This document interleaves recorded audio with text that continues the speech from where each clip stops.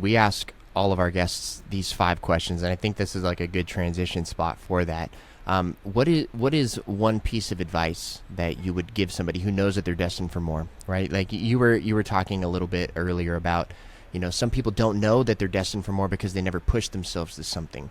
What would you say for the people that know that they're destined for more but just kind of feel stuck on go? Destined for more, one, they just need to get started. And the first thing I say, it's right, it's the physical. Go sign up for something hard. Go sign up for a 5K, or even if you're going to walk it, go sign up for something physically challenging to get you to prepare yourself for the mental challenge, right? Because when you do that, it prepares yourself. The other thing I believe is you need your tribe, right? You need the right tribe. A lot of us aren't born into the right health families. We're not born into the right rooms. We're not born into the right environments. And, you're the sum total of your environment when you're adulting, not your friends, right? And so you have to have a tribe that actually is pushing themselves, because if you're around people that aren't pushing themselves, if you're around people that aren't leaders or people that aren't willing to fail, then you're going to be complacent. So you basically have to find your tribe. And I'm going to say, BJ, you and Social Proof, like you guys have really in the last year, I've always known, I've always woken up like I always know that I'm destined for more, but I also am proud of myself, right? Like I know that I'm doing something good, but it's fun when you have people that confirm that, right? So you and Social Proof have been good. So I would say get in the right rooms, right? If they know they're destined for more, the thing is, you don't have to just start one thing and stop it. There's a book called The Dip. Like you got to know when to quit. And there's some things you're like, I should be doing this. And then you're like, oh no, that is not me. Like I'm not feeling the energy. I'm not feeling the passion. I don't even like the people I'm working with. So it's okay to quit. Know when to quit, know when to pivot. But I do believe that like where you should be, it's your passion. It's like, where does your passion go? Your energy flows where your energy goes. I love that. I love that because I'm a big believer in and I know you're the same way because Tanya will text me at 11:30 and she's an hour ahead of me.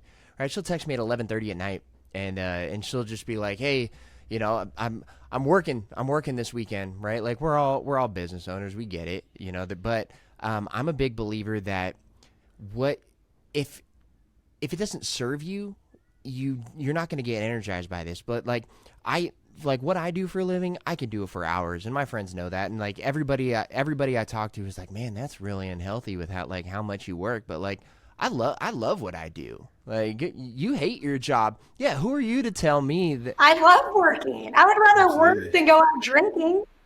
there's a time for that too, but like I'm in grind mode right now. I'm in Yep. grind mode right now. Like there's nothing, and like my circle of friends, like we've got this saying of like, what are we celebrating? There's nothing to celebrate yet. I'm not where I want to be. Well, Right. So until then, I'm in grind mode, and same thing with Sean, same thing with Joe. Like we don't go out much. We're not partiers. We're focused on one mission. But to kind of like get I'm back to not what I was saying it. saying, I like like to go out and drop it like it's hot sometimes, but yeah, I would. Oh, I like to drop it like it's hot sometimes too. Yeah. Joe can twerk. got to remember how old I am. But like at the end of the day, if it doesn't, it will not like everything can physically exhaust you. That's just energy. But if you're mentally exhausted from it, it's probably not what you're supposed to be doing. Yeah. Right? Like when I was doing music, I could sit in the studio for 15, 16 hours, and Sean can attest to that. I'll stay in that studio all day because it was something I enjoyed doing, and to the point where honestly I would forget to eat. That it's like, oh wait, I haven't eaten today. I gotta go do something. I should probably get some brain food in me, right? But I think that's a great point. And you had mentioned something earlier, and I'll give the floor to Sean and Joe in just a second. But you had mentioned like just being in the right rooms. It's so crazy that you said that because that was like my prophetic word this year was rooms. I've spent Yeah. just like this is the year that I turned 30. So and I kind of like I'm self-aware enough to know that I've messed up a lot in my 20s, right? And for Yeah. people who are in their early 20s, that's your time to just fall on your ass, fail as Yeah. much as possible, and just go try everything. But what I realized was I was doing what I was supposed to be doing, but I was doing it in the wrong rooms. I always knew that I was destined for something, but I was just spending time in the wrong rooms that were never going to get me anywhere, with people that were never going to get me anywhere, and people that were and just being aware of those who were able to call me on my BS, the ones who were able to call me and just be like, hey, you said that, holding me accountable to my own goals, right? Like, hey man, like when I was doing Forex a whole lot, the house that Sean's in, we are in that's the Arizona Grindhouse. There are how many people in there? Six others just like him who are after the same mission.